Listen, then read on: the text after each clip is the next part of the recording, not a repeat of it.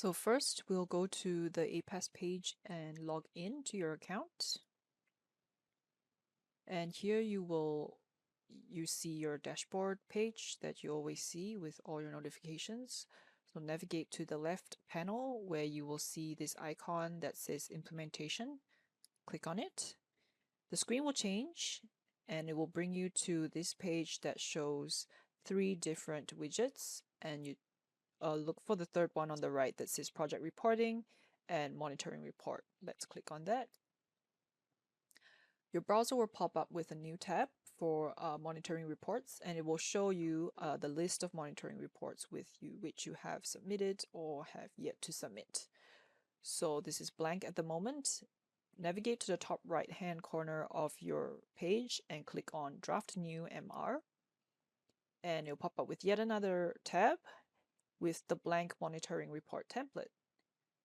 So we'll go through the elements in the monitoring report one by one. First of all, you'll want to automatically populate all the information here related to your project. You don't need to input them manually.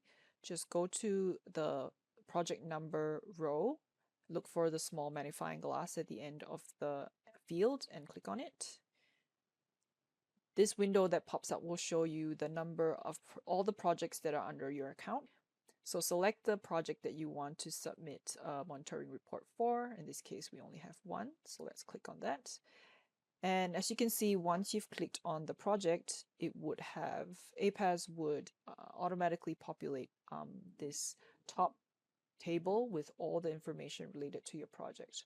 So the important thing not to miss out is the submission due date row. So you have to select whether your MR is due in 1st of April or 1st of October. So for the sake of this demonstration, I will choose 1st of April. And you want to scroll down.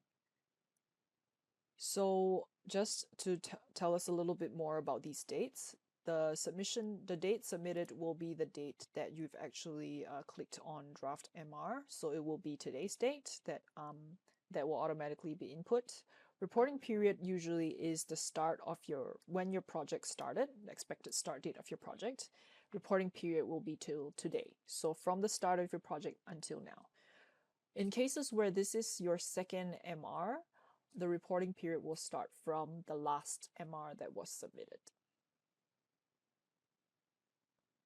In future, project design amendments would be incorporated into APAS as well, and you'll be able to refer to them if you need to by clicking on this link. Right at this moment, it is not launched as yet, so when you click this, nothing will happen.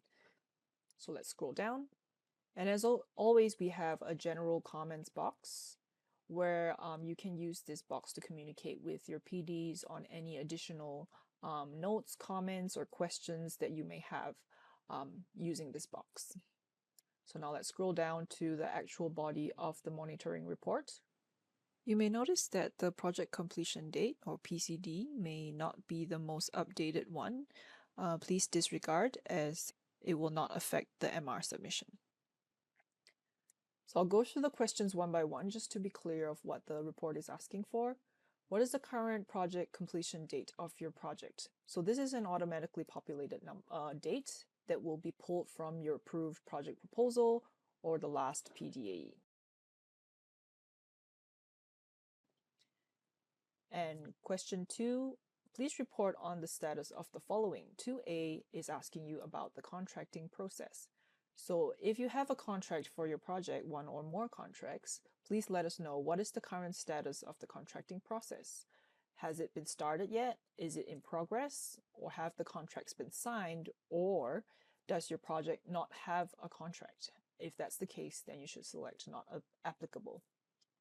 So if you have more than one contract and one of them is progressing faster than the other, for example, one of the contracts has been signed and the other one is still in progress, select the one that is lagging behind. Meaning, if one contract has been signed and the other one is still ongoing, you can click on procurement in process because it's still ongoing. Both contracts have not been completed. Now, your status of your project event. If your project has an event, which is very common, please let us know what's the current status of it. Meaning, have you started preparing for your project? Is it ongoing? Or have you already completed your project? Or does your project not even have an event? In that case, it's not applicable as well. So in this case, my imaginary project is still undergoing the contracting process, so I have not started preparing for my event. Question number 3 is about your project timeline. Is the project progressing on schedule according to the work plan or the latest project design amendment form? So if you have not requested for a project extension, refer to the work plan in your approved project proposal to see whether your project is progressing on schedule. If you have submitted a PDAE to extend your project timeline, please refer to that PDAE and tell us yes, it's on schedule, or no. In this case, I will say no, just so that I can demonstrate all the other items below. So if your project is not progressing on schedule, there are reasons causing it to delay, 3A asks you why. What are the reasons for the delays in your project? So here we have some common reasons for you to choose from. Number 1 is organization resourcing issues, meaning perhaps your organization is going through a very busy period, or perhaps you just had a change in project overseer that makes the resourcing a bit challenging. And those will fall under organization resourcing issues. The second option is a delay in the review, approval, or endorsement of publications. So anything related to APAC publications that's causing the delay, that would be option number 2. Option number 3 would be a delay in contracting process or the contractor delaying their delivery of tasks. Option number 4 could be logistical challenges that are usually related to your project event. For example, you're having trouble finding a suitable venue, or you're having trouble with any logistics related to your project event. That would be option number 4. Option number 5 is delayed project approval. That sometimes happens, and then perhaps the quality assessment process was quite long, etc. That would apply to this option. And option number 6 is delays in research work, meaning perhaps your researcher is facing some challenges, perhaps the project surveys are not getting enough responses from economies, etc. That would apply to this option. And there is also others. You may have reasons that do not fall within any of these common options here. You can click on others and let us know what issues you may be facing that is causing delays. So in this case, I will select logistical challenges. 3C, we move on to 3C, which is optional. If you need to provide more information, please let us know here. So this is up to you whether you wish to give us more information on what's happening. It would be useful for us if you tell us what you're trying to do to overcome these challenges. So for example, original event venue is unavailable. PO team is currently searching for alternatives and have shortlisted 2 venues. So this is a very precise, brief summary of the challenge and how the PO team is trying to overcome it. And let's go down further.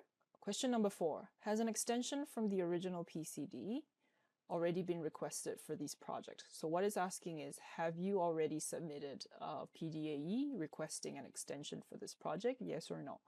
In this case, I would say no, just for an example. But if I say yes, it's just a clicking of a button. So there's no additional field for you to fill out. Question number 5 is about budget. So is your project spending on track with the budget plan approved in the project proposal or in an approved budget amendment form if you have submitted one? So basically whether your project budget is still within the scope of the approved project proposal, or are you overspending, or are you facing some challenges within the constraints of the project budget? So most of the time, project spending is on track, but there's an additional option here that says not applicable, no funds expended yet. So it could be that you are very early on in your project timeline. For example, in this particular project, I haven't completed my procurement process yet. So I would say this, it's not applicable because I haven't spent any money yet. So if you click not applicable, you automatically don't have to answer 5A. You'll notice you cannot click on anything because it's already not applicable here. But if you click no, that means your spending is not on budget. Then 5A immediately allows you to select whether you have applied or submitted a budget amendment form, which usually you would have to if your budget is not on track. So you can select yes or no in this case. So I'll go back to not applicable for my project. Question number 6 is also optional, but it's an opportunity for you to let us know if you're facing other challenges with your project and to flag these potential issues with your program director or with the project management unit if necessary. So this is only optional, and it only applies to projects where you are facing challenges that perhaps you need help with or perhaps you think are useful for us to know. And once you're done filling this up, check that everything is filled in appropriately. And I would put this bit of comments here to say, dear program director, please find the MR completed for your review.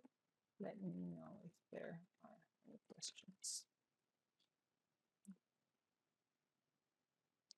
Okay, once you're done, you can click, go to the top right-hand corner of the screen and select Submit to PD. And then there will be a pop-up that comes up on your screen to confirm that you are submitting the MR. Do you confirm to proceed? And you say yes. And there you go. Your MR has been submitted, and that's the end of the process of submitting your MR on APAS. Now we will look at what the process looks like after your MR has been reviewed and returned to you for revisions. Let's log into APAS. Make sure you're on the implementation page, and you'll have a notification in your inbox that shows you that the MR has been returned to you. Let's click on it. So let's scroll down to review PD's comments on the MR and why it needed to be returned. So PD has indicated that question 4 was indicated as no when a PDAE was actually submitted for the project. Please revise your response. Let's have a look at question 4. And yes, I did indicate no. Perhaps it was a mistake or I missed it out. So all you need to do is revise it to a yes. Check that everything else is fine. There were no other comments on any other part of the MR. If you wish, you can respond and say, dear PD, thank you. I have revised the MR as requested. Cards, yo. If all is done, navigate back up to the top right side of the page and click Submit to PD. You'll notice that there is a Save button on the top right hand corner, so you are able to save whatever changes you've made before submitting to PD if for any reason you cannot complete your changes all at once, and you can return to the same page using the same steps to complete your revisions. So once you're done, you can select the Submit to PD button, and APAS will confirm that you're submitting the MR to PD for review, and you can click yes, confirm to proceed. And there your revised MR has been submitted for review by the PD once again. Finally, this is the last stage where your MR has been accepted by PMU. APAS will send a notification to your implementation dashboard, and in your inbox it will show that the MR for this project has been accepted by PMU. You can click on it, and you will navigate to the monitoring report if you need to review it. And this brings us to the end of the monitoring report process on APAS.